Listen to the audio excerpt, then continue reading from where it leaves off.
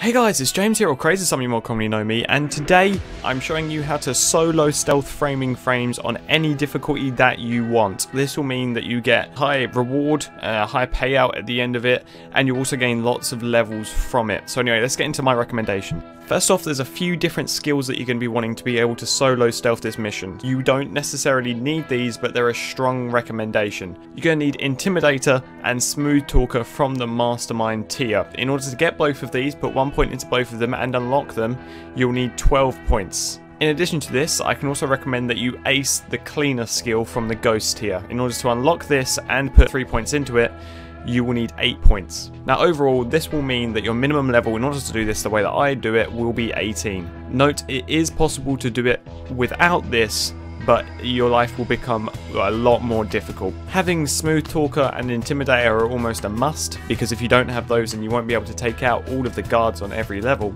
And if you don't have Ace Cleaner, that means you won't be able to move the bodies around, and hence they're more likely to be seen and you're more likely to get caught. And my final recommendation is that you have patience. This thing can take a lot of time, but if you want to get both achievements, it's very possible, very easily possible. So let's get into the first day. So this is the blueprints for the first day. As you can see, the big red box along the bottom is going to be your spawn point. You're going to spawn somewhere within that box. It changes very frequently. What you're going to do is you're going to walk along the red black arrow, because that's going to be your point of entry, and you're going to enter the building by picking a lock. Now the red ellipse is going to be the point where you're going to be staying for the majority of the time whilst you're killing the guards. The big yellow section showing where you'll be able to see the guards and hopefully coax them in by making them suspicious. What you're going to try and do is make the guards suspicious of you and walk into the bathroom, which is where you can melee them, answer the pager, and then throw them at the black B, which is where where you're going to drop your bodies, basically, assuming you have the Ace Cleaner perk. The blue dot is the only place where there is a station guard. It's one of the only station guards within all of these levels and within the entire game, so just take note, be careful of him. Now they do patrol around the map, but don't worry too much, because all you're going to be looking at is the yellow sections on the map. Another thing to be careful of is the red lasers. There's only going to be one spawn on either side, only one spawn on one side or the other, to clarify, so you'll be able to walk around. The first step you're going to do is kill all of the guards, or kill 4 of them and intimidate the last one. And the second step is going to be destroying all the CCTV cameras. You can just sneak underneath them and destroy them. Finally, the third step is going to be collecting the paintings and getting out, basically. What you can do is actually lockpick through the front door to make it a little bit faster for you if that's something you want to do. Okay, the second day isn't all that bad in actuality. The first section is just kind of following instructions. Make sure you give them all of the paintings, obviously, otherwise you won't get the achievement for this section. But then, once you actually get the bags of money and you get all of them, you're going to be wanting to wait in a very specific spot. I say this because what you want to do is run to the very end of the level and intimidate and or tie down all of the people. There's 3 people there. You can turn them all into hostages. If you don't have the additional cable ties, it doesn't matter that much. Just make sure you shout at him each time you run through, and make sure you're pretty fast at running through, just so you can keep shouting at him. The reason that you want to do this is because if you don't intimidate him, then they will call the police, and that's not something that you want, because it's just an unnecessary struggle. That's all there is to day 2, so we might as well get straight into day 3, which is the hardest day. Now day 3 of this mission is a little bit more difficult, and I say a little bit more difficult, I mean a lot more difficult. There's 5 different objects that you need to capture: 2 external hard drives, a laptop, a tablet, and a phone, and they can randomly spawn within lots of different places within the 3-story building.